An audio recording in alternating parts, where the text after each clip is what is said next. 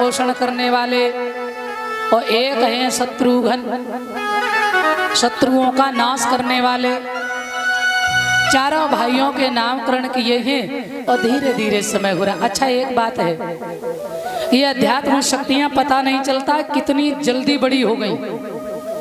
भगवान बड़े हुए और इधर विश्वामित्र जी ने जब सुना कि महाराज दशरथ के यहाँ बहुत सुंदर बालकों ने जन्म लिया है, राम का अवतार हुआ है, तो विश्वामित्र गए और दशरथ से जाए के बोले, भगवान मैं जंगल में रहता हूँ और यज्ञ करता हूँ, राक्षस पूर्ण नहीं होने देते हैं, हम आपसे सहायता के लिए आए हैं। महाराज, मैं आपकी क्या सहायता कर सकेंगे, आदेश करिए। हमारे यहाँ बड़े खुशी का समय है, हमारे यहाँ 4 बालकों ने जन्म लिया है, आप जो मांगेंगे वही देंगे। अच्छा, तो मेरे यज्ञ को पूर्ण कराने के लिए ये राम लक्ष्मण की जोड़ी हमें दे दो। दशरथ जी को ऐसा लगा जैसे हमारे प्राण मांग लिए हो। महाराज दशरथ कहने लगे, अरे गुरुदेव, राम लक्ष्मण के बिना हम कैसे रहेंगे। बोले, बस मुझे राम लक्ष्मण के सिवा और कुछ नहीं चाहिए। तो दशरथ जी ने कहा, रघुकुल रीत सदा चले आई, प्राण जाए पर बचन न जाई, अब जो हो सो देखा जाएगा, पर गुरुदेव आपको हम निराश नहीं करेंगे, ले जाइए। राम लक्ष्मण की जोड़ी को लेकर के जंगल में गए। भगवान राम ने कहा, गुरुदेव अब आप अपने यज्ञ को आरंभ करिए और मैं देखेंगे कौन सा ऐसा राक्षस है जो आपके यज्ञ को विध्वंस करता है। यज्ञ आरंभ हुए, राक्षस रोजाना की तरह भाग भाग के आ रहे हैं, भगवान उनका उद्धार करते जा रहे हैं। अंत में भगवान ने सब राक्षसों का उद्धार किया, गुरुदेव के यज्ञों को पूर्ण कराया। बंधुओं, इधर भगवान राम जी गुरुदेव के साथ में जंगल में भ्रमण कर रहे हैं, और इधर जनकपुर में क्या हुआ, महाराज जनक के यहाँ एक बार सूखा पड़ गई तो सब राज्य के लोग हैरान। देखो, बेटा है और बड़े ज्ञानी भी है, समझदार है, लेकिन एक बेटी के बिना राज्य में अकाल पड़ा है। ध्यान देना, आज मैंने बहुत से लोगों को देखा है, बेटा घर में पैदा हो तो बहुत खुश, और बेटियां आ जाए तो ऐसो लगत सतपाल भैया जैसे तो सार पर गो हो। ईमानदारी, अरे बाबा हाँ का भयो बहू के है, नाती आयो चकाचक। फिर देखो खूब बढ़िया ढोल बजाएंगे और खूब लड्डू बंटवाएंगे, आनंद मनाएंगे, और बेटी घर में आए तो ऐसो मोहल्ले के बैठेंगे जाने कि तू बोझा।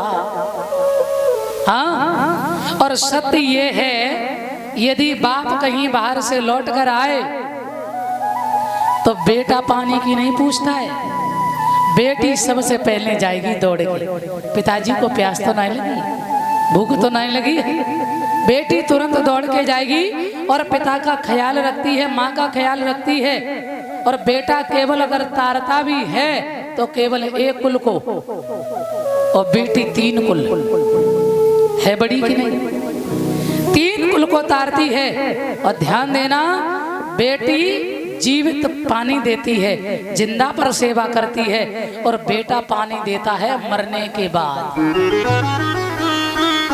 परिजन महाराज, हाँ, बेटा पानी कब देता है, दद्दा मर गए, कौन खबारे कागोर डाल रहे हैं, कौआ बोले कौआ हमारे दद्दा है। बताओ, जब तक दद्दा रहे तब तक दद्दा की सेवा ना करी, और दद्दा को ध्यान नहीं दो, ना रोटी ना पानी ना सेवा ना कुछ।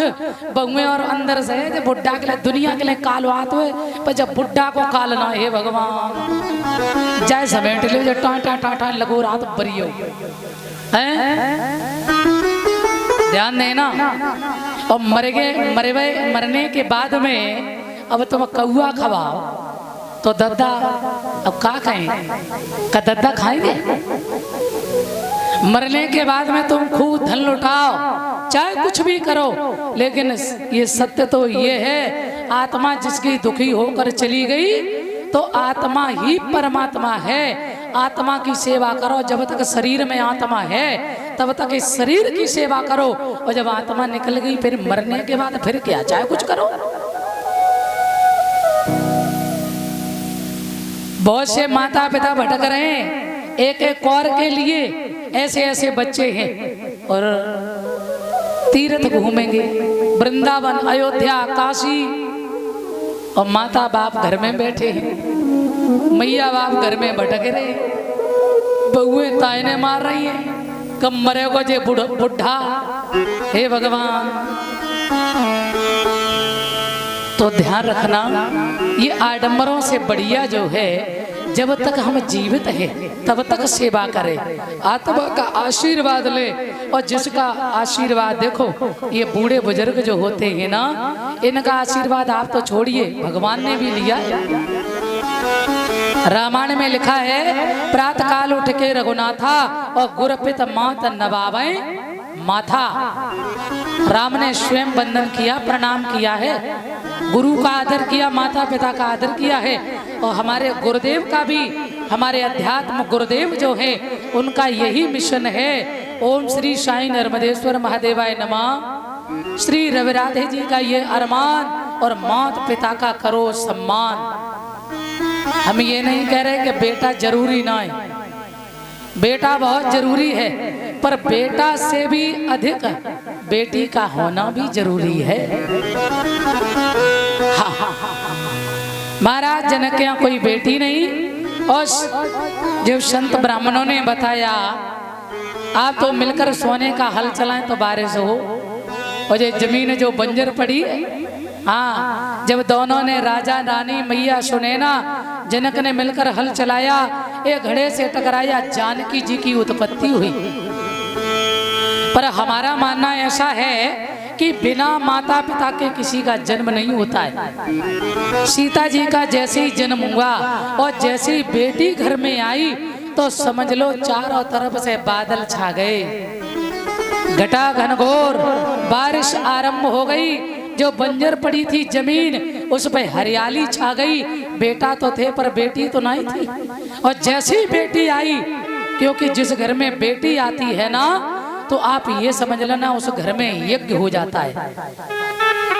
करदम ऋषि जो थे और माता देवहूति, इनके यहाँ 9 कन्या वहीं सती अनसुईया आदि। करदम ऋषि कहते हैं हमारे घर में 9 यज्ञ हुए, यज्ञ बेटियां ना यज्ञ। और आप लोग बाहर समझते हो, कछु ना बिटिया को ब्याह करते बाहर उतर जाए, बाहर कभी बाहर नहीं समझना चाहिए। बेटी बाहर नहीं होती है, ससुराल में जाकर भी अपने माता पिता का ख्याल रखती है, फिर भी बाहर है। बताओ, बोल गोविंद भगवान की। और बहुएं अगर रोटी ना दें और बेटी को पता चल जाए ससुराल में, तो उसे कितना दुख होता है। बेटी का प्रेम कुछ अलग ही है, ध्यान रखना। श्री सुखदेव जी सावधान करते हैं, आज जानकी जी की जब उत्पत्ति हुई, माता जानकी बड़ी हुई, आपने देखा है ये अध्यात्म शक्तियां बड़ी जल्दी बड़ी होती है। माता जब बड़ी हुई नाम रखा है सीता, और जब सीता नाम रखा है, एक दिन माँ के साथ घर में काम करा रही है जानकी जी। क्या हुआ, जब घर में काम करा रही है, महात्मा दधीच की हड्डियों का बनाया धनुष रखा है, और सीता जी ने क्या किया है सज्जनों, ध्यान रखना। सफाई करने चली और सफाई करते समय